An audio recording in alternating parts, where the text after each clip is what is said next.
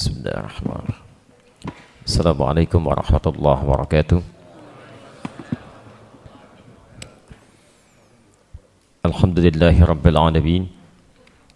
Wassalatu wassalamu ala rasulillahil karim wa ala alihi wa sahbihi ajma'in. Amma ba'd. Fa ya ibadallah, usi nafsi wa iyyakum bitaqwallahi faqad fazal muttaqun.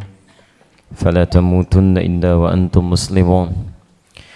فقال تعالى يا أيها الذين آمنوا اتقوا الله حق تقاته ولا تموتن إلا وأنتم مسلمون. Alhamdulillah, kembali kita diberikan kesempatan oleh Allah Subhanahu wa taala dapat beraktivitas sampai dengan maghrib ini dan telah menunaikan salat maghrib berjamaah khususnya di Masjid As-Salam ini. Kita bermohon pada Allah Subhanahu wa taala semoga salat yang telah kita tunaikan diterima oleh Allah Subhanahu wa taala sebagai amalan yang diikhlaskan hanya kepadanya.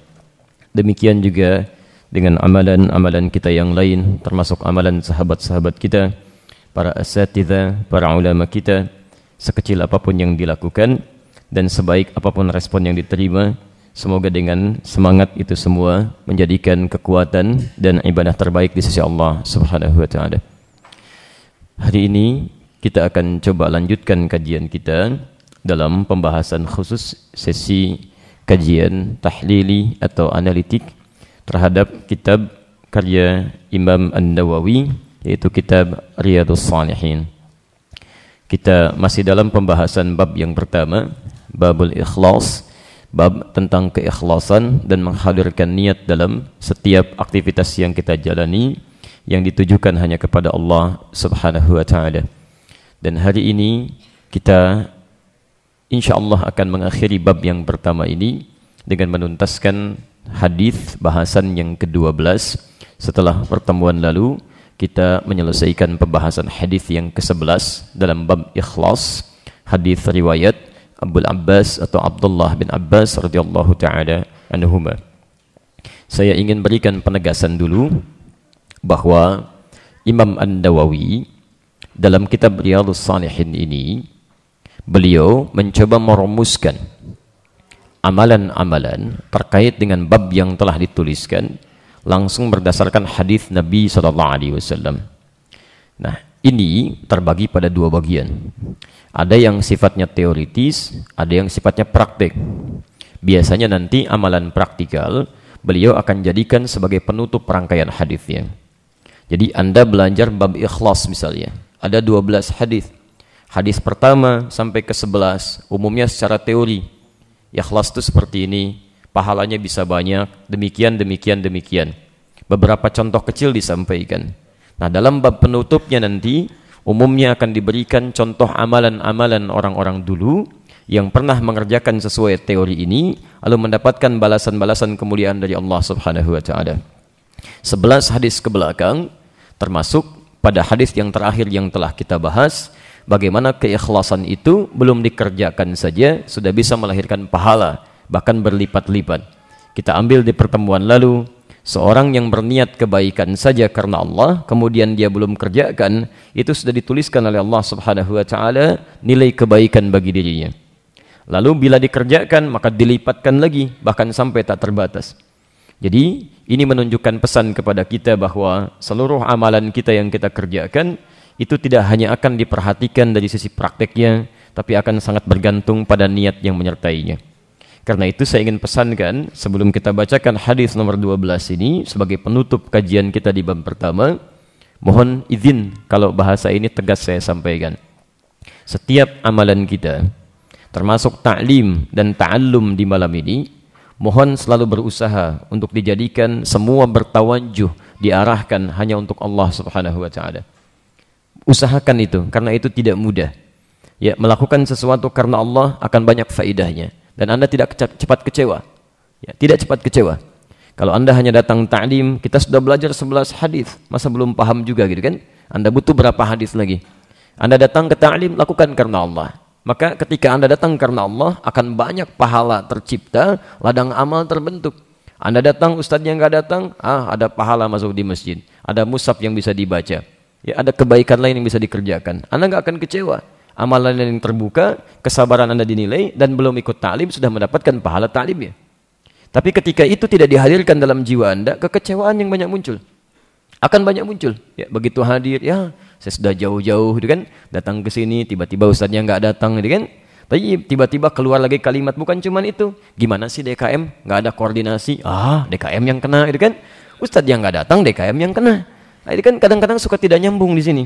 Jadi semua kalimat yang keluar di lisan, respon yang keluar di kaki, di tangan, sampai ke macam-macamnya, ujungnya tidak akan baik.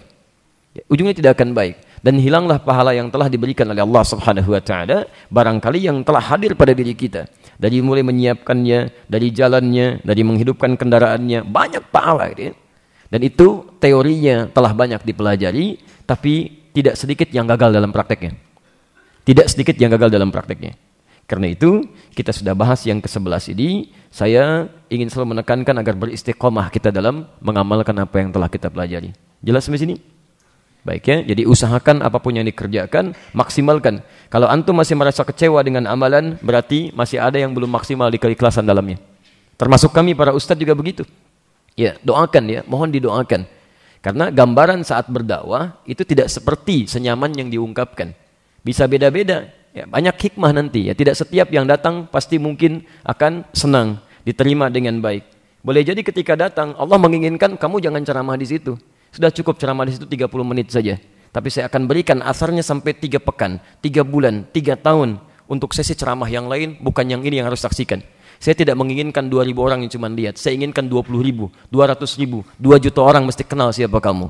Kamu harus diketahui, materi kamu yang lain lebih bagus daripada yang akan disampaikan hari ini. Supaya kenal siapa engkau. Kami akan perlihatkan. Kadang-kadang kelihatannya nggak enak, tapi kenikmatannya lebih daripada itu. Kamu hanya saya tugaskan untuk ceramah sekian menit, tapi dampaknya sekian tahun akan nampak pada orang-orang yang belum tentu kenal kamu sebelumnya. Itu cuma wasilah. Itu teorinya di Quran, surah kedua Al-Baqarah ayat 216. Posisi paling kiri sebelah atas. Ya, kutiba alaikumul qitalu wa huwa kurhul lakum. Anda ditugaskan untuk memerangi setiap perasaan yang tidak menyenangkan, termasuk dalam berjihad. Asa an takrahu syai'an fa huwa khairul lakum. Boleh jadi Anda tidak menyukai satu hal, tapi di balik itu ada kebaikan hebat yang sedang Allah siapkan. Wa asa an tuhibbu syai'an wa huwa syarrul lakum. Boleh jadi Anda mengharapkan satu hal yang sangat didambakan. Kata Allah, ini kecil. Ada sesuatu yang tidak baik buat kamu di sini. Sudah. Wallahu ya'lamu wa antum la ta'lamun. Sungguh Allah tahu masa depan dibandingkan dengan kita. Kalimatnya mudhari. Mudhari itu present, continuous, future. Bukan hanya sekarang, terus berlangsung dan nanti yang akan datang. Karena itu jika Anda dihadapkan pada situasi-situasi yang menyenangkan, syukuri. Yang tidak menyenangkan, bersabar. Karena tidak mungkin Allah menetapkan segala hal kecuali ada kebaikan di dalamnya. Jelas sampai sini? Alhamdulillah. Karena itu kita beristiqamah insyaAllah dan kita saling mendoakan ya untuk kita semua, para asatidzah, para ulama supaya dijaga oleh Allah Subhanahu wa taala dalam kebaikan. Baik. Bismillahirrahmanirrahim. Hadis nomor ke-12. Ini karena hadisnya nanti cukup panjang dan terbagi pada 3 bagian pembahasan.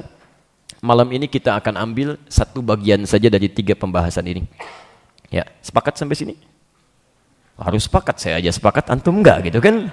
Baik, kalau antum enggak sepakat, pokoknya saya pulang gitu kan setelah 1 bagian. Itu aja bisa 2 jam gitu. Baik. Bismillah.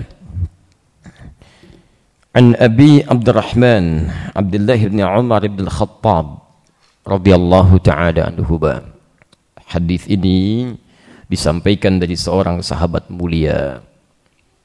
Nama aslinya Abdullah.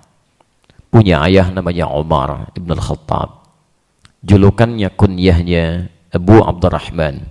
Sama dengan Abdullah bin Mas'ud punya julukan Abu Abdurrahman.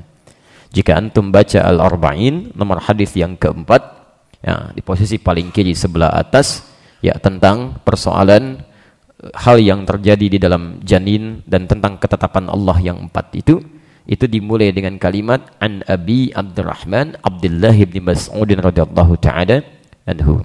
Nama aslinya Abdullah, punya ayah namanya Umar, dikenal dengan Abdullah bin Umar, sering disingkat dengan Ibnu Umar.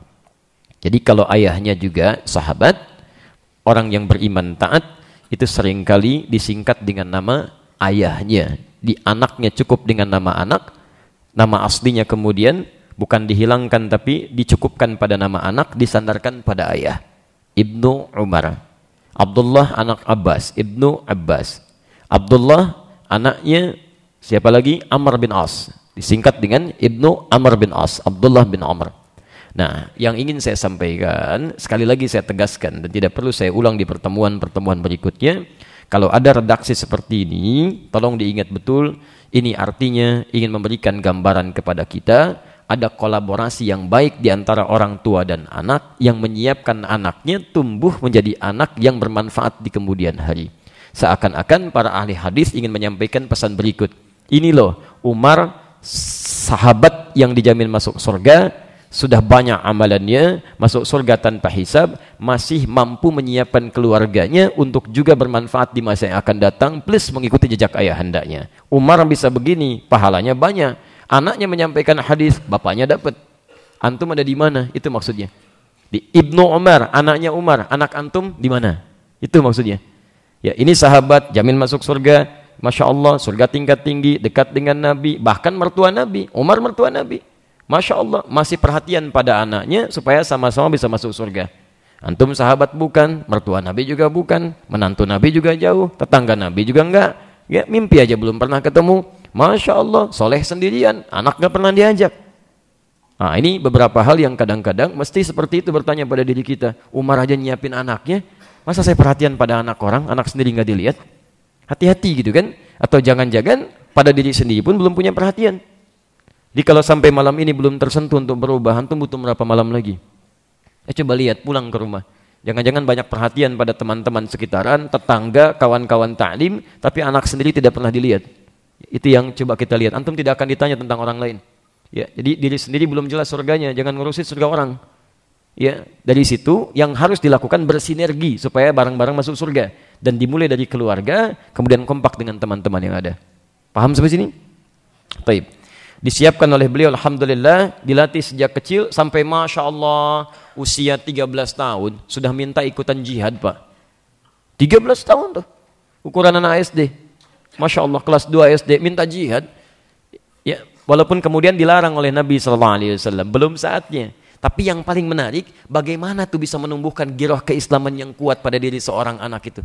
Sampai tingkat tertinggi dalam amalan pun jihad pengen ikutan. Mustahil memiliki girah semacam itu kalau orang tuanya tidak menghadirkan nilai keislaman yang benar dalam hidupnya. Mustahil itu. Silahkan cek anak-anak antum, gampang ukurnya sebetulnya.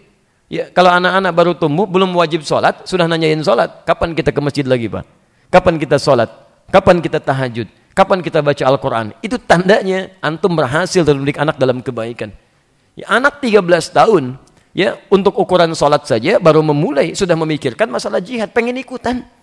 Ini menandakan ada manhaj yang baik dari Umar bin Khattab dalam mendidik anaknya. Kalau bisa antum keluarkan tuh riwayat hidupnya Umar bin Khattab. Bagaimana beliau merubah dirinya dari yang tadinya jauh dari Nabi, diduga sebagai musuh Nabi, Masya Allah, tiba-tiba jadi pembela Nabi.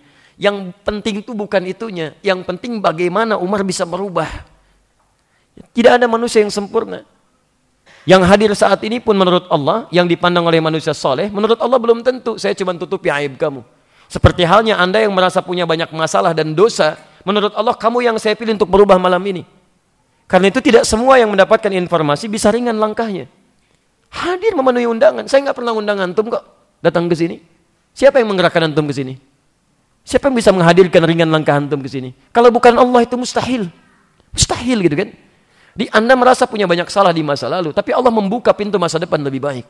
Jadi saya selalu katakan kalau Anda tidak mampu berlomba dengan orang saleh dalam kebaikan, mulai dengan berlomba dengan para pendosa untuk bertobat.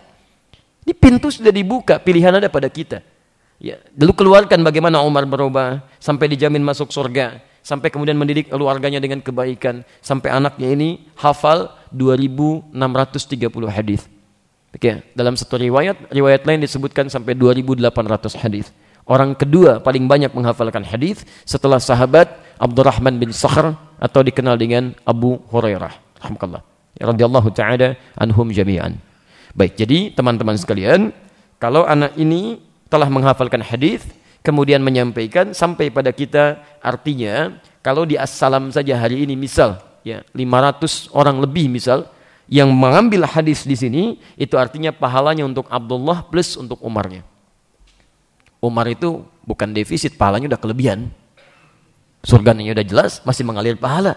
Yang jadi masalah, kita yang belum jelas surganya berapa tabungan pahala sampai malam ini. Itu persoalan utamanya. Ya, jadi tolong cepat ketika menangkap ini, pahami, pulang ke rumah praktekkan. Begitu dipraktekkan, pahala mulai dituliskan. Ya, hadirkan lagi, sampaikan lagi, saya mesti berubah nih. Ya, kami sedang populerkan sekarang, kalau rumah Quran sudah banyak. Ya, kita mau coba desain rumah sunnah namanya. Ya, jadi di Quran itu cara berpikir kita sekarang bukan dihafalkan, tapi diturunkan konsepnya. Ya, saya beri contoh misal, antum di akhirat mau masuk kemana? Loh? Alhamdulillah, ya surga yang mana? Surga kan banyak di Quran. Masya Allah. Haula wala quwwata illa billah. Masya Allah, Firdaus. Ya. Baik, tahu siapa penghuni surga Firdaus? Bukan. Penghuni surga Firdaus di antara cirinya Quran surah ke-23 ayat 1 sampai dengan ayat 9, kalau mau sempurnakan sampai 11-nya. Itu ciri-cirinya. Bukan cuma para nabi, di sana hadir para syuhada, di sana hadir para siddiqin, di sana hadir orang-orang soleh. Kan di Quran surah keempat ayat 69 itu. Ya. Lihat, ya yang antum harus lakukan adalah antum turunkan karakteristiknya. Turunkan ke bumi, pasang di rumah antum. Bikin kegiatan seperti itu, hadirkan, tuliskan. Nih kami penghuni surga Firdaus, tinggalnya bersama para nabi. Turunkan ayatnya, bangun ketaatan kepada Allah. Lain, wa may yuti'illaha wa rasulah, Quran surah keempat, ya ayat ke-69, posisi paling kanan di pertengahan, terus sedikit ke bawah di mushaf standar. Wa may yuti'illaha wa rasulah, siapa yang mampu menaati Allah dan Rasulnya, faulaika ma'alladzina an'amallahu 'alaihim, maka mereka itu akan tinggal bersama orang-orang diberikan nikmat yang luar biasa oleh Allah Subhanahu wa taala. Siapa di antara mereka? Minan nabiyyin, dari para nabi. Was-siddiqin, orang-orang yang jujur. Siddiqin termasuk Abu Bakar As-Siddiq dan yang lainnya.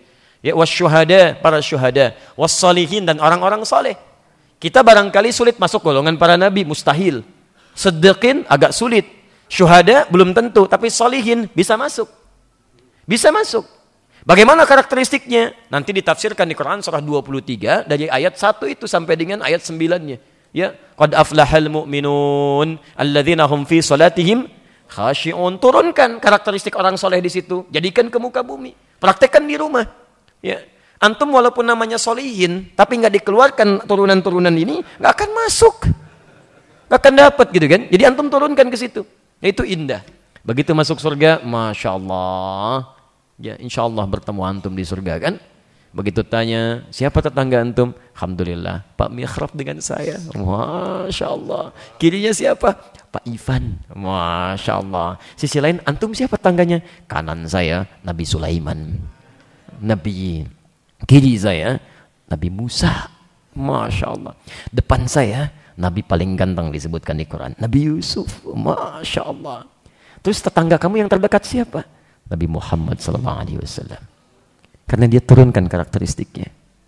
Dia turunkan kemudian rincian di nabinya. Dia perhatikan anak-anak yatim. Dia pahami ana wakafil yatimi kahataini fil jannah.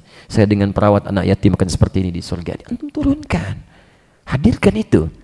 Lalu keluarkan sunnah-sunnahnya. Praktekkan. Jangan cuma teori. Banyak taklim antum ikuti tapi amalnya minim gitu kan. Ayo hadirkan. Coba mulai. Berapa banyak yang telah antum ikuti taklim itu selama hidup? Mungkin sudah banyak gitu kan. Pernah nggak bikin rencana amalannya? Turunkan dari ta'lim itu menjadi bentuk amalan. Hadirkan dalam kehidupan. Dan insya Allah jadi yang terbaik. Dan semoga antum termasuk di dalamnya. Dan tidak cukup dengan amin. Mulai dulu. Ya. Tayyib. Yuk kita bacakan hadisnya. Di antara hadis yang disampaikan oleh beliau radhiyallahu ta'ala anhuma, semoga Allah ridai beliau dan kedua orang tuanya. Sami'tu Rasulullah sallallahu alaihi wasallam yaqul. Sami'tu, saya pernah mendengar langsung. Jadi kalau ada redaksi sami'tu dinisbatkan kepada Nabi, artinya langsung mendengar. Kalau langsung mendengar, artinya posisinya ada di mana? Bersama Nabi SAW. Artinya lebih jauh lagi, orang tuanya selalu membiasakan anak ini hadir di sekitaran Nabi SAW. Ini yang harus kita tangkap. Jadi kalau Anda ingin menjadikan anak-anak baik, di antara jalan yang bisa ditempuh adalah coba hadirkan orang-orang terbaik di sekitarnya. Hadirkan suasananya sehingga tumbuh rasa cinta dalam diri anak kepada orang-orang terbaik itu. Ya, antum berangkat, bertemu orang baik, ada, pertemukan, perlihatkan akhlaknya, bagaimana kebaikannya, sehingga model yang tertangkap di kepalanya sudah itu dari sejak kecil dan ingin dia tiru dalam kebaikan. Itu bagus dibanding liatin bola, poster ini, poster sana. Lihat misalnya, mohon maaf saya nggak usah sebutkan acara-acara gitu ya, boneka ini, boneka itu, gitu kan, gambar ini, gambar itu. Ujung-ujungnya ingat dengan ini, lupa dengan yang penting. Ini poinnya. Makanya ketika Umar radhiyallahu taala anhu selalu membawa anaknya, hadirkan di sekitaran Nabi, apa manfaat yang paling penting? Ketika Nabi menyampaikan kalimat-kalimat tertentu, mungkin nggak semua kalimat, tapi akan ada yang diingat. Minimal itu. Akan ada yang diingat. Ya, saat ini pun demikian. Barangkali nggak semua kalimat akan sampai, tapi mungkin yang antum nggak catat, anak antum yang ingat, mungkin begitu. Ya, saya pernah ta'lim tuh di Masjid Al-Ihsan di PTM. Begitu kami ta'lim duha, ya, kajian duha di hari Sabtu, Allahu Akbar. Ya, tiba-tiba ada anak naik ke atas kursi, kemudian dia bicara macam-macam, orang tuanya sungkan, agak malu. Saya bilang nggak apa-apa, biarkan, itu agak dunia anak begitu. Ya, karena malu dibawa keluar. Begitu di luar saya dengar sendiri dengan kalimat kami, itu mengulang kalimat saya di luar. Diulangi kembali yang bapaknya belum tentu hafal. Saya bilang bawa masuk kembali anak itu. Bawa masuk kembali. Masya Allah, itu tidak mudah. Barangkali ada di keluarga itu yang Allah berikan mauhibah namanya. Mauhibah itu pemberian anugerah dari Allah yang belum tentu didapatkan pada seluruh anggota keluarga yang lainnya. Kalau antum sudah dapatkan yang seperti itu, cepat respon ya. Karena syarat mendapatkan mauhibah bukan pintar, itu anugerah tersendiri. Misal Anda di rumah ada 3 anak, misal salah satu anak sudah mulai senang dengan Quran, bahkan bertanya kepada Anda, di mana ya belajar Al-Quran? Tolong jangan tunggu lama, seketika cepat cari, ajak dia. Yuk kita cari, belajar. Langsung fasilitasi. Karena untuk menumbuhkan yang begitu, itu susah Pak. Ya, itu nggak ada pendidikannya itu. Itu mauhibah tersendiri. Imma karena doa antum, atau doa keturunan antum, atau ada amal-amal baik yang bisa menghadirkan kebaikan-kebaikan seperti dimaksudkan. Itu nggak akan semuanya. Ya, apalagi kalau sudah semuanya mendapatkan bagian itu misalnya, sebagian besarnya, maka Masya Allah itu anugerah tersendiri. Tolong ingat pesan saya ini ya, kalau di antara anak Anda sudah bertanya urusan ibadah, maka segera fasilitasi dalam kebaikan. Ya, Pak, Bapak sajadahnya bagus ya, kalau ada sajadah yang mana? Besok kita cari sajadah. Itu yang paling indah. Begitu sudah didapatkan, ini yang terbaik. Ada yang gunakan dalam sholat, Allah akan jadikan pintar. Masa sih Pak? Iya. Yuk lihat, ceritakan orang-orang soleh di masa datang. Oh begitu ya Pak, kok hebat amat ya Pak? Si Amat aja nggak hebat, nah, itu si Amat, ini yang lain. Jelas ya? Halo, jelas?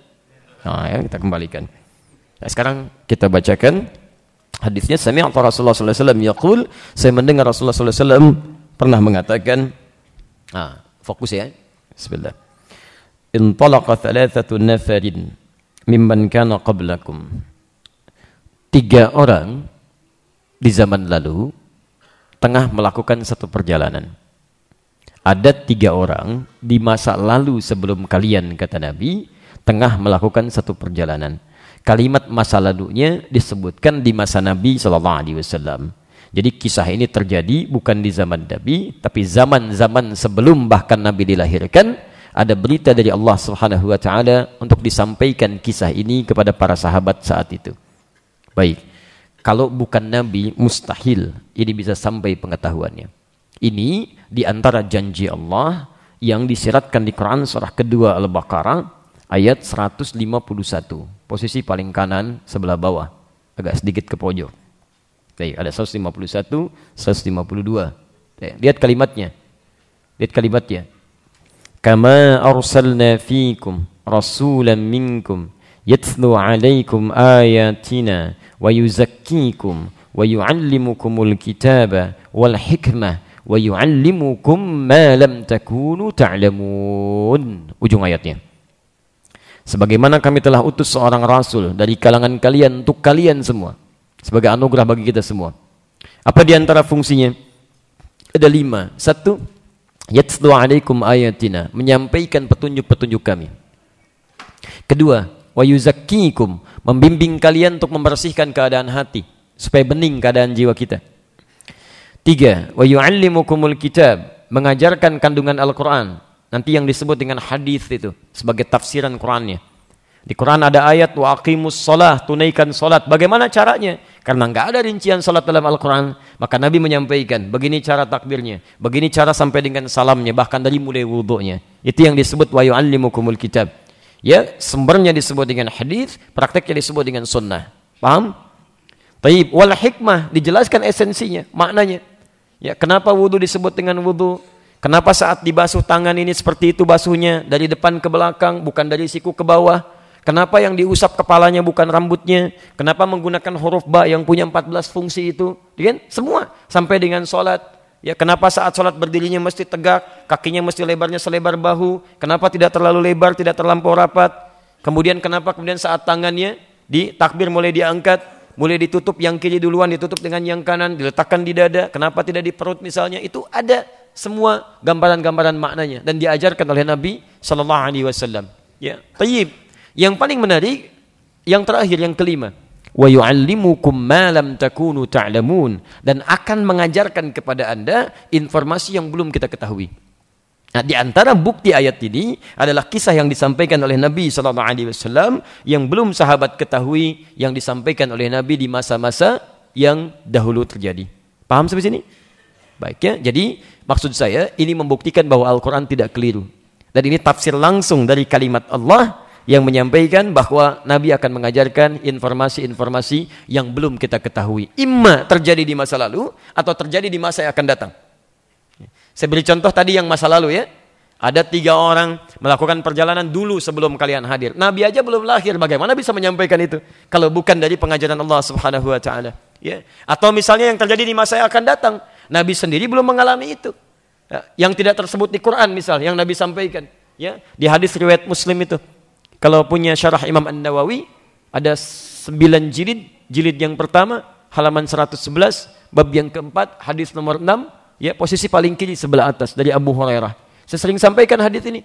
Ya, sayakunu fi akhir ummati, akan nampak di akhir-akhir umatku, di riwayat lain akhir zaman, di akhir-akhir masa nanti, dajjaluna kadzdzabun, orang-orang pintar yang pandai berdusta. Bukan urusan dunia. Yuhadditsunakum bima lam tasma'uhu wa la yasma'unahu aba'ukum. Dia akan bicara-bicara masalah agama yang membuat kalian terheran-heran, bahkan nenek moyang kalian pun kalau dengar akan ikutan heran. Sama, banyak gak sekarang pernyataan-pernyataan orang pintar yang membuat kita heran? Banyak, bukan cuma heran, kaget kita dengarnya. La haula wala quwwata illa billah. Zaman dulu enggak ada, orang jahiliyah enggak pernah kerjakan. Orang-orang sebelumnya enggak, umat masa Nabi tidak, zaman sahabat tidak, zaman tabi'in tiba-tiba muncul orang-orang tertentu. Hafal Quran juga enggak, bahasa Arab masih berantakan, hafal hadis juga tidak, paham juga tidak, tiba-tiba mengatakan semua agama itu sama. Menuju pada Tuhan yang sama, cuman caranya beda-beda. La haula wala quwwata illa billah. Bahkan gelarnya banyak, tidak sedikit menggunakan gelar agama. Datang ke tempat ibadah agama lain, yang anehnya malah mencela teman sendiri. Mencela agamanya sendiri dan mencela saudaranya sendiri. Itu manusia paling aneh di muka bumi menurut saya. Mungkin agak keletihan gitu kan. Itu sesuatu yang menarik di situ ya. Datang ke tempat ibadah orang lain, kemudian mencela teman-temannya. Barangkali belum mendapatkan hidayah. Karena Allah itu bisa dipanggil dengan berbagai nama. Silahkan panggil apa saja, yang penting menunjuk pada makna yang sama. La haula wala quwwata illa billah. Orang jahiliyah pun punya banyak nama untuk Tuhannya. Ada Lata, ada Uzza, ada macam-macam. Tapi ketika Nabi Muhammad datang, ditanya oleh mereka, siapa nama Tuhan kamu? Untuk membedakan dengan Tuhan mereka. Artinya enggak semua nama Tuhan sama. Ya, jadi ketika Nabi menyebutkan Rabb, kami juga punya Rabb, namanya Lata, namanya Uzza, namanya Manat. Kemudian turun Quran surah 112 itu, Al-Ikhlas. Katakan Muhammad, kul huwa, dia Tuhan yang mereka tanyakan itu Allah, namanya Allah. Untuk membedakan dengan Tuhan-Tuhan yang lain yang tidak layak untuk disembah. Kemudian setelah itu muncul ayatnya ada, suratnya ada, tiba-tiba Anda datang mengatakan Allah bisa dipanggil dengan nama-nama yang lainnya. Masya Allah, orang jahiliyah saja tidak melakukan itu. Ada yang salah di sini. Jelas di sini?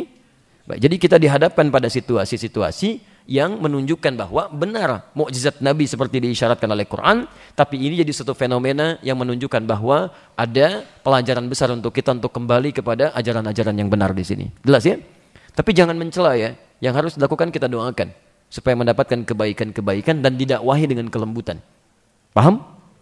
Baik. Jadi kalau ingin mencela perbuatan, jangan mencela orang, itu enggak boleh. Ya. Seteruskan. Intalaqa thalathatun nafarin mimman kana qablakum. Ya, ada 3 orang di masa lalu yang melakukan satu perjalanan. hatta awahumul mabit ila gharin fadakhalu. Ya. Sampai kemudian mereka mengalami satu situasi yang mengharuskan mereka menetap. Ya, mabit itu bisa berarti tinggal, tapi biasanya kalau menggunakan kata mabit sifatnya sementara.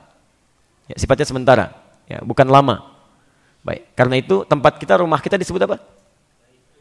Bait, ya, tempatnya disebut dengan bait, situasinya disebut dengan mabit, ya. Tapi kalau disebutkan bait biasanya ya berbeda dengan mabit. Kalau mabit lebih kepada sifatnya, ya, tempat yang ketika kita beristirahat sifatnya sangat singkat, ya. Bait, tempat istirahat, tapi juga enggak selamanya, yang tidak dibawa juga, ya, tidak dibawa. Antum hidup di dunia selamanya atau sampai abadi? Terbatas kan? Ya, begitu meninggal dibawa rumahnya. Tidak, jangankan rumahnya, pakaian aja nggak dibawa. Silakan, ya, antum punya banyak pakaian, mau batik, mau kotak-kotak, mau macam-macam. Ya, begitu meninggal dunia, ya kafannya ya putih aja, nggak dengan corak yang lainnya. Sudah nggak ada yang dibawa lagi. Ya, dan meninggal sudah menghadap Allah Subhanahu Wa Taala. Tayyib, ini menggunakan istilah awahumul mabit ingin menunjukkan isyarat bahwa mereka masuk ke gua untuk beristirahat sejenak. Jelas ya? Kalau mengatakan bait agak lama istirahatnya, walaupun sementara, tapi agak lama. Ya, agak lama, ya. Jelas di sini? Baik. Jadi kalau ada istilah ayo mabit di mana? Masjid As-Salam, jangan lama-lama. Baik, jangan lama-lama gitu kan, itu mabit namanya. Baiknya mungkin bisa semalam, 2 malam dengan program-program tertentu. Jelas di sini? Baik. Bismillah. Ila gharin fadkhalu, ya.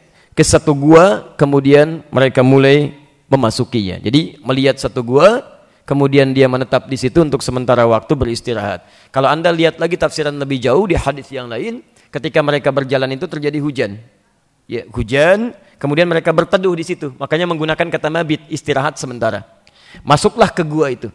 Ya, masuklah ke gua yang dimaksudkan. Lihat, ada gharun, ada kahfun, itu beda. Antum kalau di surah ke-18, surah apa namanya? Al-Kahfi. Apa artinya? Gua. Tapi di sini disebutkan gharun. Apa artinya gharun? Gua. Apa bedanya? 2 kalimat yang berbeda diterjemahkan dengan makna yang sama. Gua Hira disebutnya dalam bahasa Arab ghari Hira, bukan kahfi Hira. Ghari Hira. Antum silakan naik ke gua Hira itu ya. Insyaallah. Anda naik ke atasnya, lihat ada tulisan di batunya itu. Sampai sekarang insyaallah masih ada. Ghari Hira, gua Hira, bukan kahfi Hira. Apa bedanya kahfi dengan gharun? Bismillah. Yang pertama ada gharin. Ya. Yang kedua ada kahfun. Ini. Kahfun. Pelan-pelan. Bukan gor dalam bahasa Indonesia ya. Bukan, ini berbeda. Kadang-kadang ketika diserap ke bahasa Indonesia, maknanya bisa berbeda. Perhatikan sini. Ini dua-duanya diartikan secara bahasa dengan makna gua. Kalau yang ini, gharin, ini biasanya umumnya tidak terlampau luas. Hanya cukup untuk 1-2 orang saja. Atau satu paling maksimal 3-4 orang lah. Ya, nggak terlampau luas. Ya, jadi kalau Anda masuk ke sini misalnya, ya tempatnya ya kurang lebih misalnya begini, pengerucut misal, ya di sini bisa duduk beberapa orang lah, tapi nggak banyak. Ya, nggak banyak, nggak terlampau luas. Gua yang sifatnya agak sedikit sempit lah, ya bisa 1, 2, 3 sampai 4 orang saja kurang lebih. Itu pun sudah terlalu banyak, kalau sampai 4 orang. Tapi kalau kahf itu lebih luas.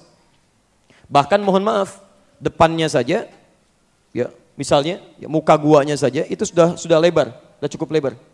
Ya. Kesananya itu bisa lebih luas lagi. Ya. Bisa 3 orang, 4 orang, 5 orang, 6 orang, 7 orang bisa masuk ke dalamnya. Ya. Paham sampai sini? Baik, jadi teman-teman sekalian, ini perbedaan antara gharin dengan kahfun. Makanya ketika Quran mengisahkan para pemuda yang masuk ke dalam gua itu di surah Al-Kahf itu, ya, mohon maaf dikisahkan di Quran nanti Quran surah ke-18, ya, dari mulai ayat yang ke-10 itu, bahkan nanti di ayat ke-13 ya dikisahkan nahnu naqussu 'alaika naba'ahum bil haqq innahum fityah. Mereka itu para pemuda, fityah bentuknya jamak. Ya, fityah dan jamaknya itu lebih daripada 3 orang. Bentuk fityah itu. Ya. Makanya nanti ada yang menebak-nebak. Ya, ada yang mengatakan thalatha wa qalbuhum wa rabi'uhum kalbuhum. Ada yang mengatakan 5, yang ke-6-nya itu anjingnya. Ada yang mengatakan 7, yang ke-8 anjingnya. Katakan Allah yang lebih tahu jumlah bilangannya. Tapi intinya jumlahnya cukup banyak karena tempatnya lebih luas. Ya mustahil kalau nggak banyak bisa sambil tiduran di situ. Ya sambil selonjoran. Kalau tempatnya nggak luas mustahil. Tapi gharun tidak. Ini cukup terbatas. Ya 3 orang masuk selonjoran agak susah. Paling-paling duduk nunggu, kan? Itu yang dimaksudkan dengan istilah gharun dengan kahfun. Jadi Rasulullah SAW ketika beliau bertahannuts sampai menerima wahyu pertama kali, itu masuk pada gua yang tidak terlampau luas, sifatnya terbatas sehingga memudahkan beliau efektif menggunakan area tempatnya. Antum kalau naik ke atasnya nanti insya Allah, nanti antum akan lihat kenapa ini dipilih, salah satunya karena sangat strategis. Dari jarak rumah ke gua ini, dari susunan batunya yang menghadap ke arah Ka'bah langsung.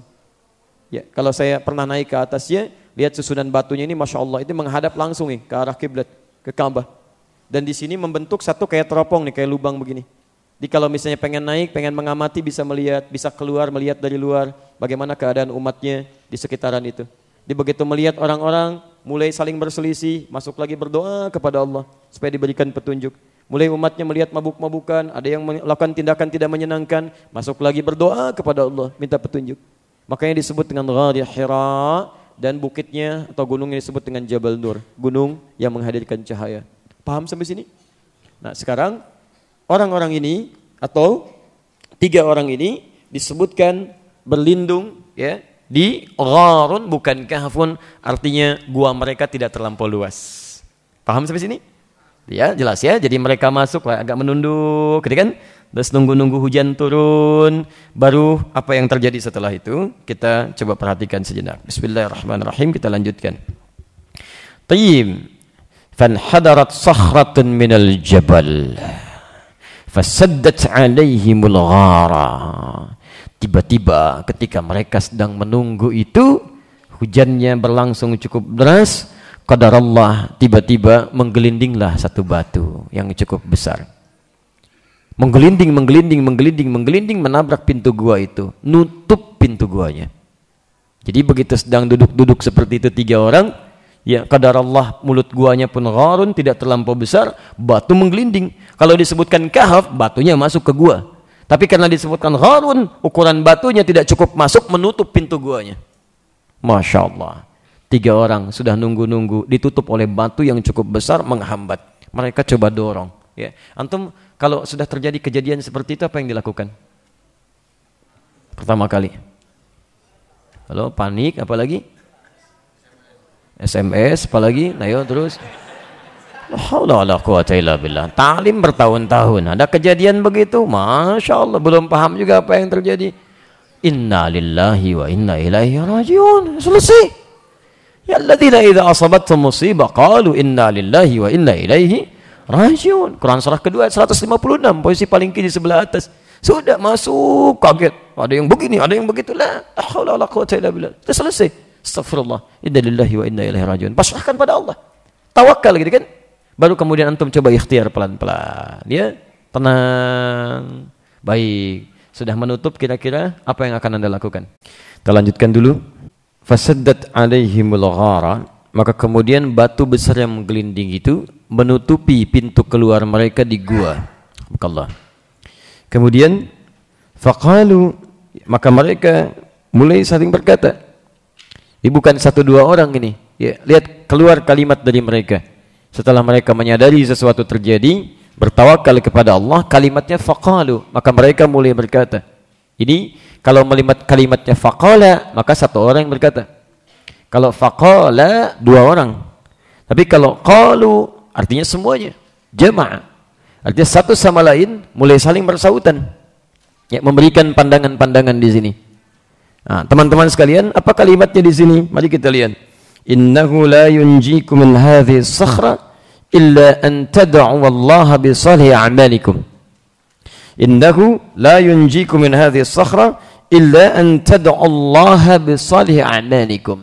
Mereka saling mengingatkan, sungguh kita enggak akan bisa selamat dari tutupan batu ini kecuali bermohon kepada Allah Subhanahu wa taala dengan perantara amal soleh yang pernah kita kerjakan. Sungguh kita tidak akan selamat, sulit keluar dari batu ini, karena mereka perkirakan, mereka coba, nggak bisa nih, dengan tenaganya nggak bisa. Seorang coba nggak bisa, 2 orang sulit, 3 orang tidak bisa keluar. Saddat itu nutup betul.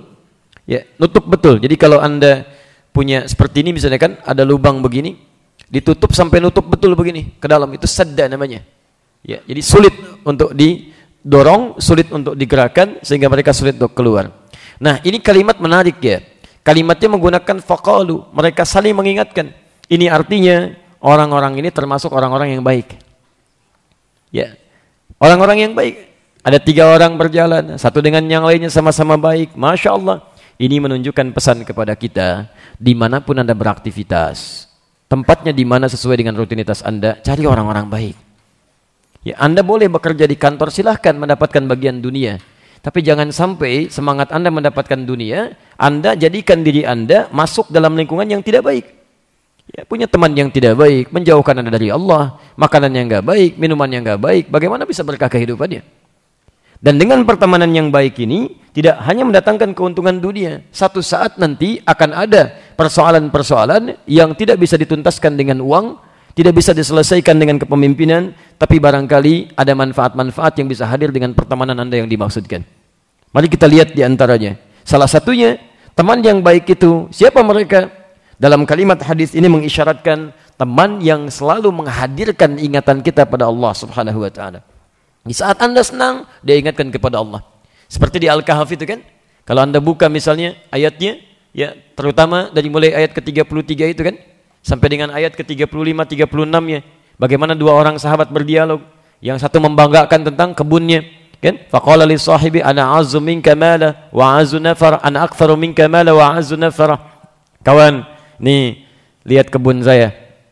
Luasnya luar biasa. Harta saya lebih banyak daripada kamu. Kamu sampai sekarang sudah dapat apa? Kadang-kadang mungkin antum punya teman SD, teman SMP, ketemu lagi, mulai dia bangga dengan pendapatannya. Masya Allah, nih mobil saya sudah Lamborghini. Kamu masih Lamborghini gitu aja. Masya Allah, kapan naiknya? Misal gitu kan, sering ada begitu mungkin didapatkan. Apa respon antum? Teman terbaik, jangan mencela. Kawan saya, 1 SD ya Allah. SMP sama-sama, mohon jangan pisahkan di surga ya Allah. Keluar kalimat-kalimat yang baik. Faqala lil sahibi, akafarta billadzi khalaqaka min turab. Teman, semua ini alhamdulillah Allah berikan nikmat, tapi saat meninggal status kita akan sama. Baik yang Lamborghini itu nggak akan dibawa juga meninggal. Kain kafan kita sama, uang yang antum kumpulkan nggak akan dibawa kawan. Silahkan cek, kain kafan kita nggak ada kantongnya. Silahkan lihat, punya saya, punya Anda sama. Antum boleh pakai baju apapun, tapi ketika pulang sama, nggak ada yang dibawa. Apa yang mau kita banggakan di hadapan Allah Subhanahu wa taala?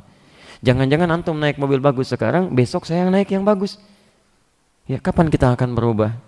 Ayo, apa yang bisa saya bantu untuk mendekat kepada Allah? Saya akan berikan yang terbaik untukmu, supaya kita bersama-sama lagi. Pelan-pelan, pelan-pelan, itu yang terbaik. Makanya orang-orang ini karena sudah merasa dekat dengan Allah, satu sama lain tidak ada yang berteriak begini, kenapa begitu, telepon ini, telepon itu, tidak. Yang mereka lakukan pertama kali adalah bertawakal pada Allah Subhanahu wa taala. Ayo kita cari solusi, mohon kepada Allah Subhanahu wa taala. Jelas sampai sini? Maka kalau Anda menemukan teman seperti itu yang terbaik.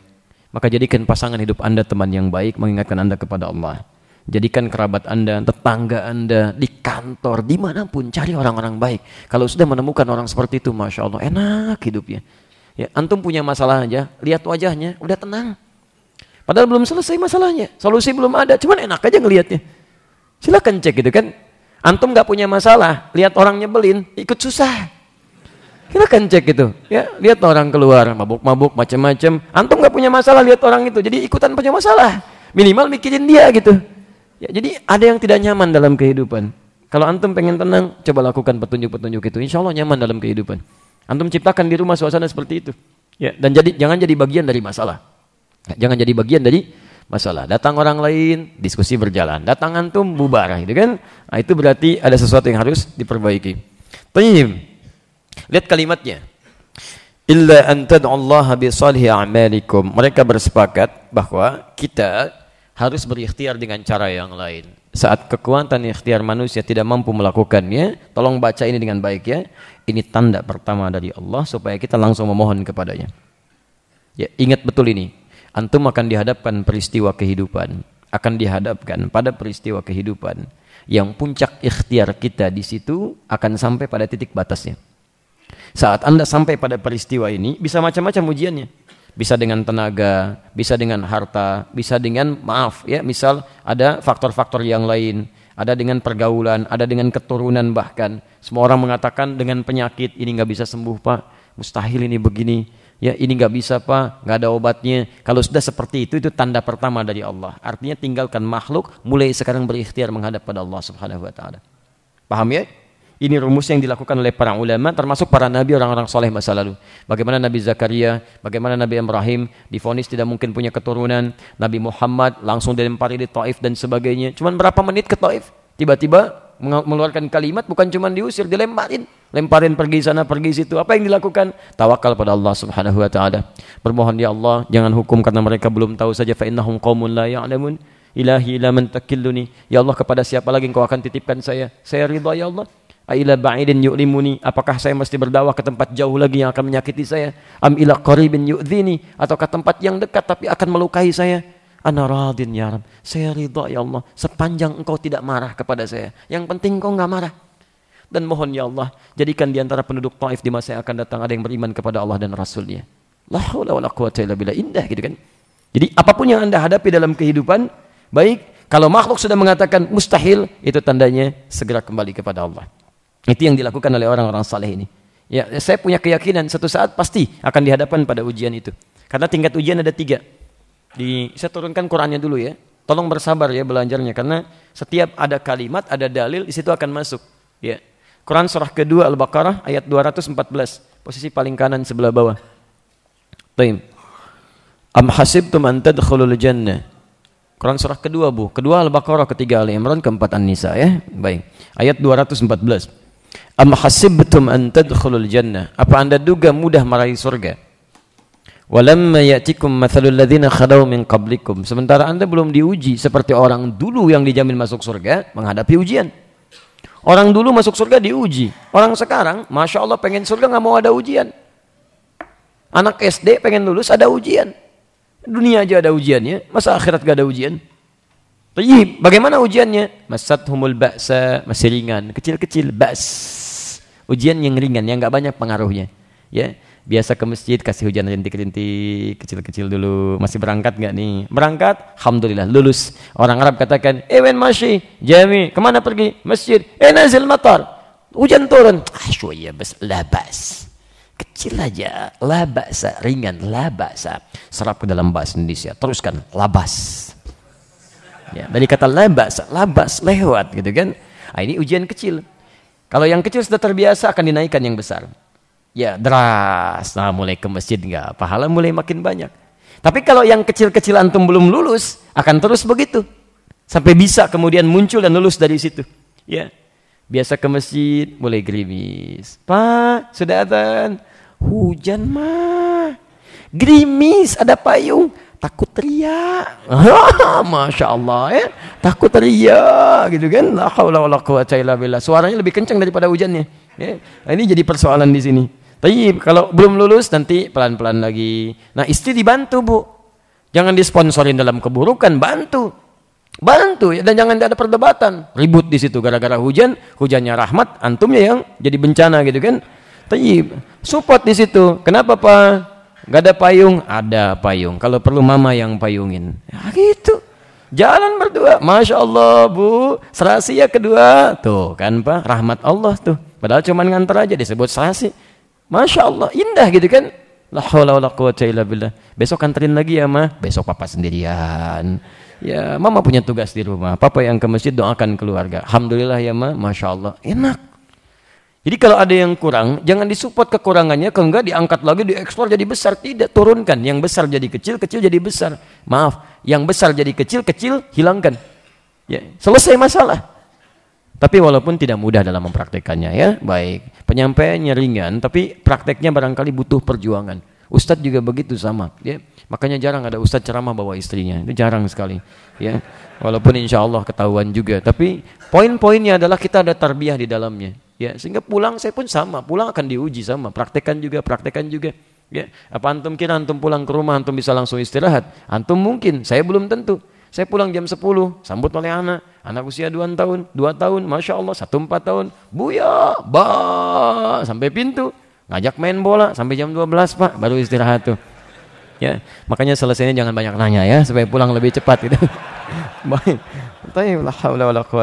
Antum nyaman sekali, Masya Allah, pulang istirahat selesai gitu kan. Alhamdulillah, haula wala quwata illa billah. Baik, kita teruskan dulu ya.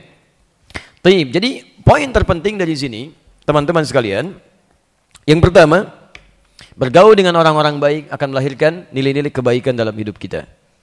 Yang kedua, ini yang jadi bahasan kita. Illa an tad'allaha bi salih amalikum. Saat manusia mengatakan mustahil ada solusi, maka segera beralih pada ketentuan Allah Subhanahu wa taala. Mohon kepadanya. Dengan cara apa di antaranya? Ini bisalihi a'malikum, minta solusi menggunakan amal soleh yang pernah kita kerjakan. Ingat kalimatnya bukan amal tapi amal saleh. Amal saleh. Bismillah.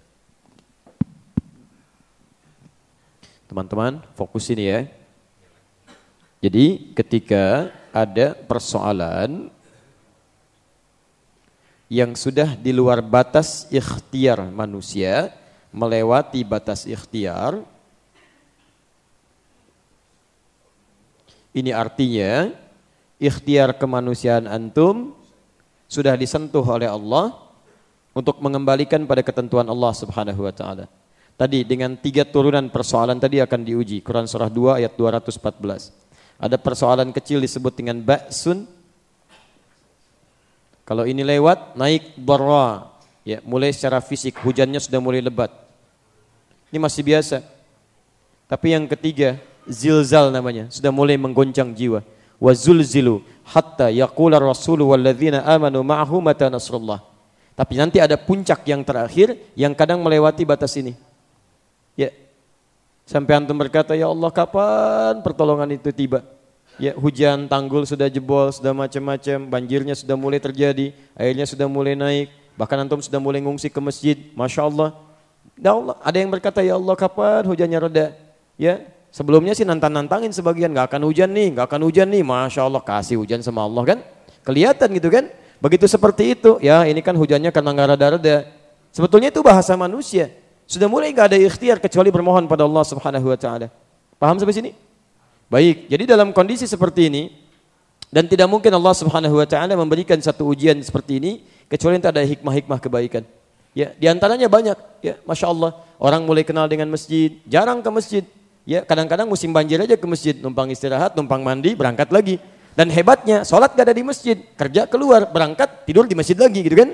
Nah, tapi pelan-pelan ada hidayah diajak, jangan dibicarakan, ajak dia. Masya Allah, begitu datang, belum sholat isya kan, sudah di jalan. Belum tahajud kan, belum, malam saya bangunin. Subuh saya ajak. Jadi itu jalan untuk menuju kepada Allah Subhanahu wa taala. Untuk solusi kitanya, kadang-kadang ada dalam pekerjaan, ada di rumah tangga, ada macam-macam. Bila terjadi seperti ini, mata nasrullah, sampai mengatakan kapan pertolongan Allah, kembalikan kepada Allah Subhanahu wa taala, salah satunya dengan ikhtiar melalui amal saleh. Amal saleh. Bisalihi a'malikum al-amalus salih. Ini poinnya. Fokus. Apa kaitan dengan bab ikhlas? Bapak dan ibu sekalian, teman-teman, fokus sebentar. Sesuatu amal, perbuatan yang dilakukan karena Allah Subhanahu wa taala sehingga disifati dengan salih, ya, amalan yang baik, ya, amalan yang baik. Di antara syarat utamanya adalah ikhlas, dilakukan karena Allah Subhanahu wa taala. Ikhlas. Karena itu kalimat amal pertama disebutkan dalam hadis yang kita bahas dulu, itu disandingkan dengan niat. Innamal a'malu bin niat wa innamal likulli imri'in ma nawa, faman kanat hijratu ila Allah wa rasulih. Siapa yang menjadikan amal perbuatannya seperti contoh hijrah dilakukan karena Allah dan Rasulnya, lillah. Di antara syarat amal menjadi saleh adalah ikhlas karena Allah Subhanahu wa taala. Jadi kalau seseorang melakukan amalan dilakukan ikhlas karena Allah Subhanahu wa taala, maka amal ini tidak hanya akan melahirkan pahala, tapi juga akan berpotensi menjadikan solusi dari kesulitan-kesulitan tingkat tinggi yang mungkin kita alami. Di ketika Anda melakukan satu amalan apapun itu, Anda kerjakan ikhlas karena Allah, ya Anda tutupi dari makhluk, lakukan karena Allah, satu saat tidak hanya amalan ini menuliskan pahala kebaikan saat di akhirat, tapi bisa jadi solusi saat kita dihadapkan pada persoalan serius yang tidak lagi bisa mendapati solusi dari ikhtiar manusia biasa. Jelas? Ini poinnya. Ya, jadi ini yang akan ditunjukkan oleh Imam An-Nawawi bahwa sifat ikhlas itu dan menghadirkan niat karena Allah Subhanahu wa taala, manfaatnya tidak hanya melahirkan pahala seperti kemarin bulan lalu kita bahas. Ya, ada 10 kebaikan, ada 100 kebaikan, ada 1000 kebaikan, itu akhirat. Bahkan Masya Allah bisa menjadi wasilah bagi kita untuk menghadirkan solusi saat memiliki persoalan luar biasa. Makanya orang-orang saleh di masa lalu, termasuk para nabi, para rasul, jika punya masalah dalam persoalan, mereka akan berikhtiar memohon kepada Allah lewat amal salehnya. Silahkan cek Nabi Zakaria misal. Ya, Quran surah ketiga Ali Imran ayat 38 sampai 39. Posisi paling kanan sebelah atas. Ya. Ketika beliau divonis tidak mungkin punya keturunan, istrinya sudah monofus, divonis mandul, apa yang dilakukan? Mengerjakan amal soleh. Setelah beramal soleh, bahkan belum tuntas amal solehnya. Ini bergantung nanti kadar kedekatannya dengan Allah Subhanahu wa taala. Belum selesai. Masih mengerjakan salat tuh, masih salat di mihrabnya. Begitu menunaikan salat, dalam berdirinya masih berdiri, beliau bermohon kepada Allah. Hunalika da'a Zakaria rabbah, di mihrabnya Nabi Zakaria bermohon kepada Rabbnya. Qala rabbi habli min ladunka dzurriyyatan thayyibah innaka sami'ud du'a. Ya Allah, hamba telah berikhtiar untuk mendapatkan keturunan. Mereka katakan mustahil. Hamba bermohon kepadamu saja yang memberikan tanpa batas. Engkau pasti mendengar doa hamba. Kalau kepada yang maha mendengar saja tidak dikabulkan, kepada siapa lagi lantas hamba mesti meminta ya Allah. Apa yang terjadi? Ayat 39-nya. Masya Allah. Fanadatul malaikatu wa huwa qa'imun yusalli fil mihrab. Tiba-tiba turun malaikat menyampaikan kepada beliau, "Annallaha yubashshiruka bi Yahya." Anda dapat kabar gembira akan punya keturunan. Bahkan namanya langsung diberikan oleh Allah Yahya. Kapan terjadi? Yusalli fil mihrab. Qa'imun yusalli fil mihrab. Masih berdiri menunaikan amal salehnya, salat di mihrabnya. Anda bisa bayangkan, itu anugerah terindah. Jadi keikhlasan itu tidak hanya menghadirkan pahala tapi solusi dalam kehidupan. Semakin ikhlas, semakin dapat bagian solusi terbaik dalam kehidupan. Jelas di sini? Belum selesai. Ada kaitan yang satu lagi ya. Ada kaitan. Kalau belum tahu katakan wallahu alam ya. Baik. Jelas sampai sini? Wala haula wala quwwata illa billah. Baik ya. Nah, Quran surah ke-5 ayat 35. Di mushaf standar posisi paling kanan sebelah bawah.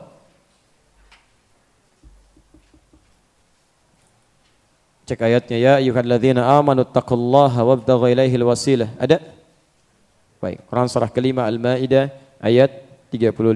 Teman-teman, fokus sebentar ya. Lihat sini. Tadi amal apa yang bisa menjadi perantara solusi bagi persoalan kita? Amal soleh kan? Di amal soleh ini selain menghasilkan pahala rumus nabinya tadi, juga bisa menjadi wasilah, ya kan?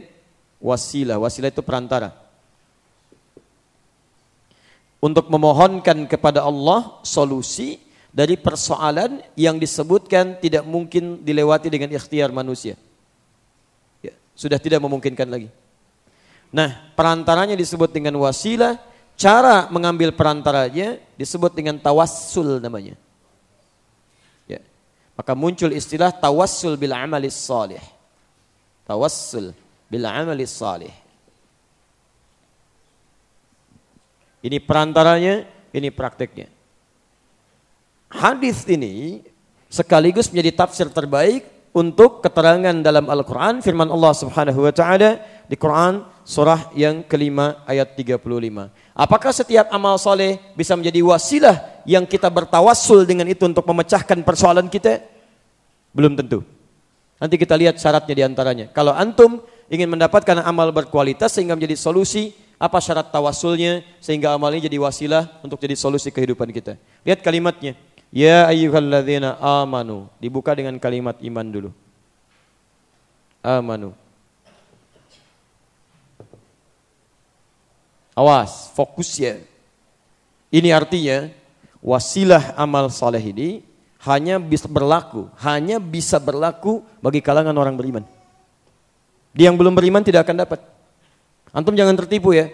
Kalau ada orang-orang mengatakan, ayo datang kita sembuhkan. Masya Allah kan. Dan datang mengatakan ini, tapi dia nggak beriman. Itu bukan amal soleh. Kemungkinan jin itu. Ya, kemungkinan jin yang datang. Atau ada tipu muslihat tertentu yang mungkin dilakukan. Ya. Tapi kalau kita lakukan, syarat pertamanya ingin mendapatkan bagian keterangan ini, maka ini hanya berlaku pertama bagi orang yang beriman. Ya ayyuhalladzina amanu. Apakah setiap orang beriman ketika beramal ya, sudah otomatis bisa mendapatkan status amalnya menjadi saleh dan bisa jadi solusi dari persoalan yang ia alami? Belum tentu. Syarat keduanya, dia mesti meningkatkan takwa kepada Allah. Ittaqullah, tingkatkan takwa kepada Allah. Takwa. Ini. Mohon cek ya, semua kalimat wasilah di ayat ini di Quran diawali dengan kalimat iman dan takwa. Jadi tidak cukup beriman saja. Kalau yang beriman, yang lain juga mengatakan beriman. Tapi apakah ketika dia memohon kepada Allah bisa terkabulkan cepat? Belum tentu. Ya. Ada seorang kepala suku tersengat kalajengking. Masya Allah. Di zaman dulu, zaman Nabi. Di Arab. Disengat kalajengking. Kalajengking Arab, bukan kalajengking kita. Besarnya luar biasa. Racunnya mungkin lebih gawat gitu kan. Sana sini nggak ada yang bisa menyembuhkan. Semua sudah hand up. Tabib, at-tibba, para dokter mengatakan nggak bisa sembuh. Tiba-tiba ditemukan seorang sahabat. Beriman kepada Allah Subhanahu wa taala. Ada di beberapa kelompok sedang melakukan perjalanan, disusul, tadinya mampir ke situ, cuman diacuhkan. Dikejar-kejar di jalan, ada enggak di antara kalian yang bisa meruqyah? Maksudnya bisa menyembuhkan. Ruqyah itu mengangkat sesuatu yang sudah tidak bisa diikhtiarkan dengan ikhtiar biasa. Apa kata salah seorang di antara mereka? Dia angkat tangannya, dia katakan biiznillah. Dia enggak katakan karena diri saya, tidak. Ya, dia katakan biiznillah, datang ke situ. Cuman dibacakan Al-Fatihah, Pak. Amal solehnya Al-Fatihah.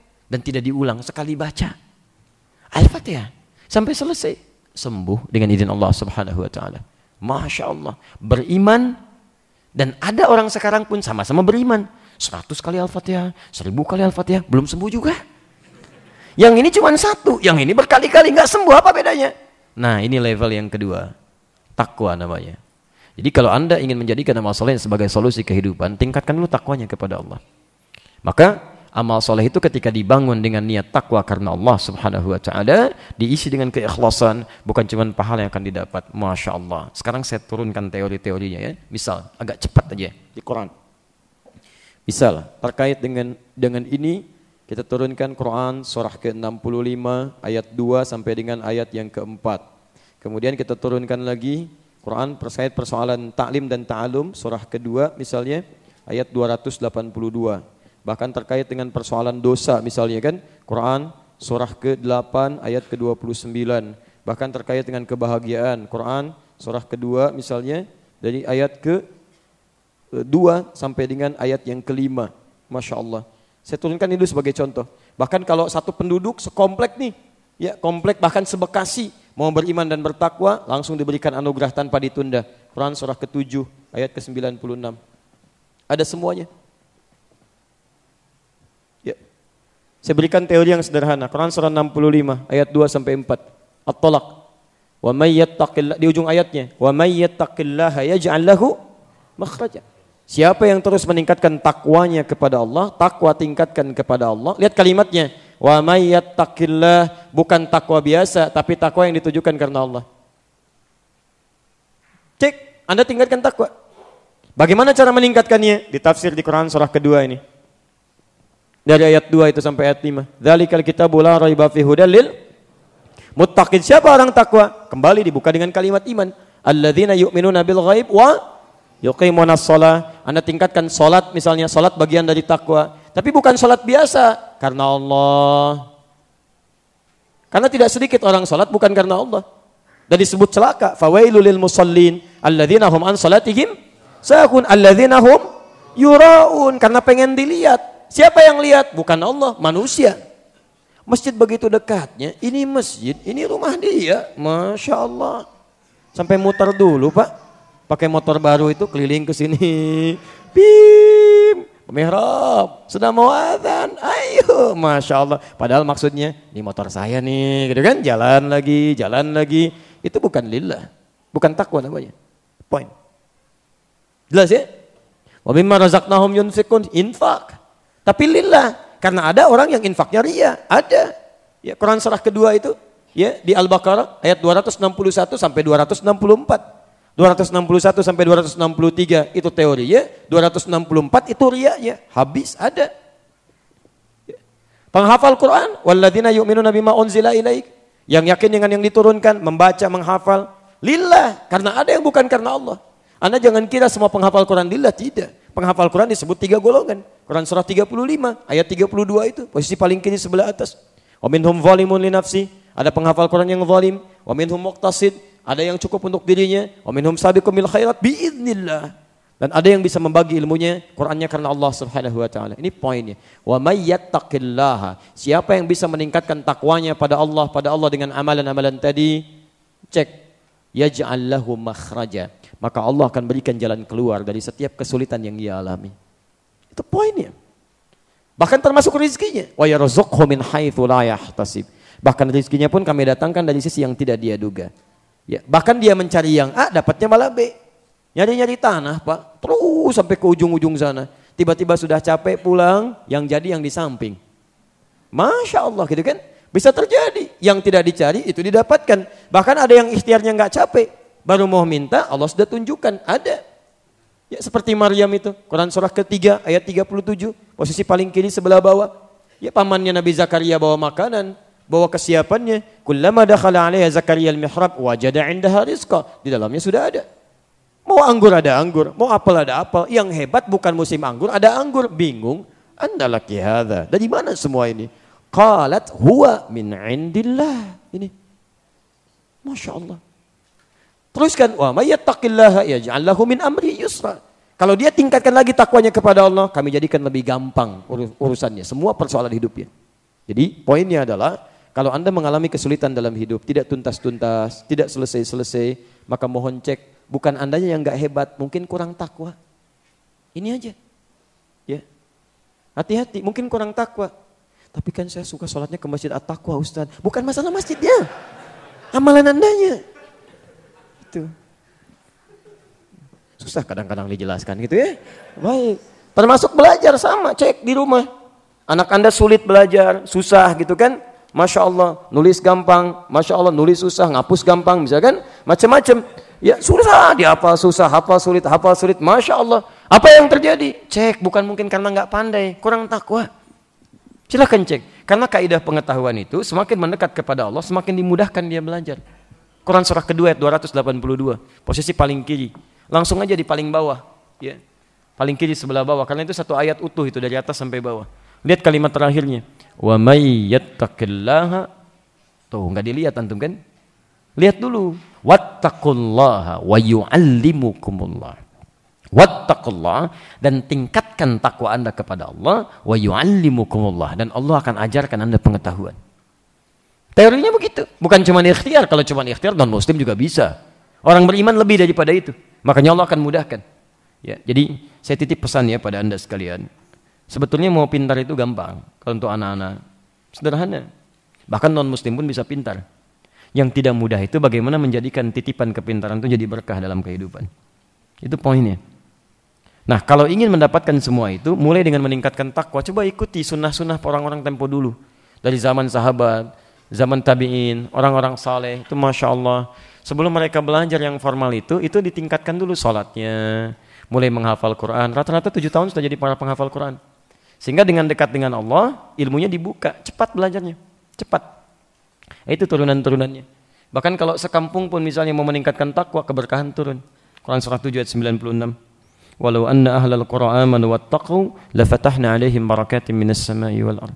Kalau satu penduduk negeri mau meningkatkan iman dan takwa karena Allah, kami turunkan keberkahan, dibuka pintu langit dan bumi, diberikan keberkahan. Coba cek di negeri kita ini, yang pintar tuh banyak. Tapi apakah dari sekian yang pintar semuanya takwa? Barangkali itu masalahnya. Ekonomi ini tidak berkembang dengan baik, barangkali nggak selesai-selesai persoalan. Misal gitu kan, harga cabai makin naik, harga daging makin naik, lamaran sekarang orang pakai cabai gitu kan, Masya Allah. Apa maharnya? Cabai 100 kilo, Masya Allah luar biasa, kayaknya hebat. Ya. Yang paling menarik adalah cek, profesornya banyak, ahli ekonomi banyak, bahkan dipakai di dunia luar. Kenapa nggak selesai-selesai? Mungkin takwa yang kurang. Takwa yang kurang. Ahli hukum banyak, Masya Allah, banyak sekali. Bahkan ada acaranya di TV, Masya Allah. Ada persoalan, bahas lagi. Tapi lihat di antara yang takwanya itu berapa orang. Apakah kalimat yang keluar takwa? Orang takwa itu akan melahirkan solusi, bukan persoalan. Memecahkan hukum, melahirkan persoalan baru. Atau jangan-jangan yang dihukum kebanyakan ahli hukum. Coba dicek. Mungkin masalahnya bukan karena tidak ada yang ahli hukum. Barangkali yang takwanya. Atau jangan-jangan yang lainnya bagus, masyarakatnya yang kurang takwa. Bukan cuma pemimpin, masyarakatnya kurang takwa. Ya, Masya Allah. Ali bin Abi Thalib pernah ditanya, yang Khalifah Ali bin Abi Thalib, kenapa zaman anda jadi pada begini? Ya, zaman Umar nggak begini, zaman Utsman nggak begini, zaman anda kok begini? Kata Ali, kalau zaman Abu Bakar, zaman Umar, jangan Utsman, rakyatnya kayak saya. Kalau zaman saya, rakyatnya kayak anda nih begini. Makanya nggak selesai masalahnya. Jadi kadang-kadang kita harus koreksi diri dulu sebelum lihat orang lain. Coba tingkatkan takwa kepada Allah, jadilah solusi. Paham sampai sini? Itu yang disebut dengan tawasul. Disilahkan bertawasul dengan amal soleh yang kita kerjakan. Tingkatkan takwa kepada Allah, maka itu yang akan mudah memberikan solusi. Kalau antum punya persoalan, sudah bekerja, beramal, ya, ada yang bahkan umroh sampai ke Mekah, gitu kan? Orang cuma tahajud masalah selesai, ini pulang dari Mekah nggak selesai-selesai. Mungkin salah niat juga. Orang pengen umroh, ini umroh menyelesaikan masalah, gitu kan? Banyak hal mungkin salah niat, kurang ikhlas, kurang dekat dengan Allah. Atau baru sekali, orang sudah sering, antum baru sekali, maksa lagi. Ya, Masya Allah. Nabi SAW pernah berdoa supaya dipalingkan kiblat ke Masjidil Haram. 3 tahun berdoanya. Sampai turun Quran surah kedua Al-Baqarah 144 itu. Posisi paling kiri sebelah bawah. Qad nara taqalluba wajhika fis sama. Kami sering perhatikan engkau menengadahkan wajahmu ke langit. Masya Allah, memohon supaya kiblat dialihkan. Falanuwalliyannaka qiblatan tardaha. Sekarang kami alihkan ke kiblat yang engkau senangi itu, ke Mekah Al-Mukarramah, ke Ka'bah. Itu prosesnya kurang lebih 3 tahun, Pak. Apa Nabi mengeluh? Tidak. Nabi kemudian pesimis? Tidak. Nabi kemudian mulai mengeluarkan kalimat-kalimat celaan? Tidak, biasa aja. Mohon lagi, syukuri lagi. Alhamdulillah. Nabi dekat dengan Allah, orang paling soleh, surganya jelas, hisab gak ada, tingkat paling tinggi, berdoa 3 tahun baru dikabulkan. Tetap semangat dalam berdoa.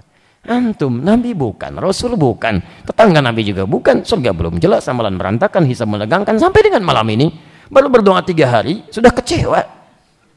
Ya Allah, hamba sudah tahajud ya Allah. Sudah juga mulai membaca Al-Quran dan puasa, kok belum dikabulkan juga? Ya iyalah, kan tahajudnya baru 2 rakaat, baca Quran baru 2 ayat, puasa pun kan baru setengah hari buka. Ya, Masya Allah, nuntutnya kebanyakan. Ya. Jangankan ya iyalah, ya iya dong pun belum diberikan. Hati-hati gitu ya. Jadi antum harus lihat ya, beberapa kaitan-kaitan kehidupan barangkali ada yang kurang, sehingga oleh Allah dibiarkan terus. Sama kayak penghafal Quran, yang lain cuma 10 menit hafal. Masya Allah, ini sudah 1 jam, 10 jam, 1 hari nggak hafal-hafal. Bukan karena kurang pintar, bukan. Fulan, dia saya jadikan cuma 10 menit karena pahalanya udah cukup banyak. Dari kemarin juga dia sudah mulai menghafal. Kamu itu Masya Allah, udah 40 tahun banyak kesibukan. Al-Quran banyak dibaca, Al-Quran belum pernah dibaca. Saya biarkan kamu sampai sehari, 10 hari, supaya terus pahalanya didapatkan. Bukankah setiap mengulang bacaan antum dapat pahalanya? Silakan cek. Silakan. Orang cuma zalikal kitabul la raiba fihi hudal lil muttaqin, 5 menit hafal di 5 hari. Tapi kan dalam 5 hari itu antum mengulang-ulang terus. 1 hurufnya berapa pahala? 10. At-Tirmidzi nomor hadis 2910. Man qara'a harfan min kitabillah falahu asyru hasanat. Siapa yang baca 1 huruf dari kitab Allah dapat 10 kebaikan. 1 huruf. Dan umumnya saya sering katakan kalimat ini. Orang kalau baca Quran mustahil cuma 1 huruf. Mustahil. Nun. Sudah dulu mustahil. Mustahil baca 1 huruf itu. Bismillahirrahmanirrahim sudah 19 huruf. Pasti banyak itu. Apalagi penghafal Quran. Dzalikal kitabu la raiba fi, dzalikal kitabu la raiba fi, hudan lil muttaqin, dzalikal kitabu la raiba fi, hudan lil muttaqin. Berapa huruf tuh? Kalau antum tidak paham hadisnya, malas antum. Begitu dilihat, ya musafnya tebal, baca belum apa-apa. Tadi kalau kita diulang-ulang, datang temennya, apalagi nama masalah tuh. Kan saya bilang dari kemarin, faktor nah nggak nyambung tuh. Kalau sudah begitu nggak ada semangat. Padahal dia nggak sadar kalau sahabat Nabi itu mulai menghafal Quran rata-rata usianya di atas 40 tahun. Silakan cek Abu Bakar berapa tahun, Umar berapa tahun, sahabat yang lain berapa tahun. Rata-rata di atas 40 tahun mulai menghafal Quran, 50 tahun, 60 tahun. Bukankah Quran turun lebih daripada 22 tahun? Nabi diangkat jadi Rasul 40 tahun, baru sempurna usia Nabi 62 tahun. Berarti sahabat pun menghafal Quran di rentang usia itu.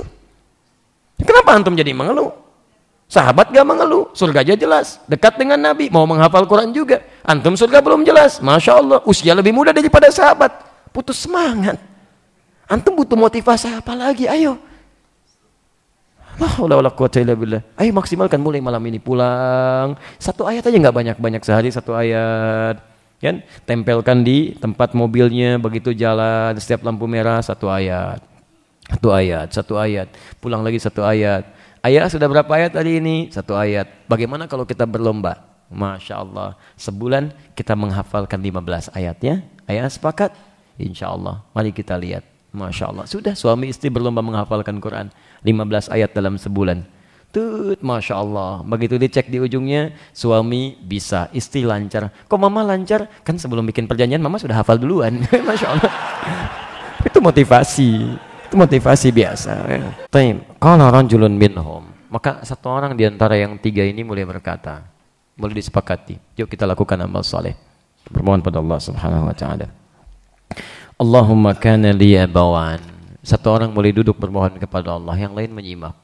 Allahumma kana li abawan. Duhai Allah, seperti engkau ketahui, hamba engkau titipi orang tua. Kan ayah dan ibu. Kalau sudah abawan berarti dua orang. Syaikhan kabiran, yang sudah mulai sepuh keduanya. Wa kuntu la aghbiqu qablahuma ahlan wa lamana.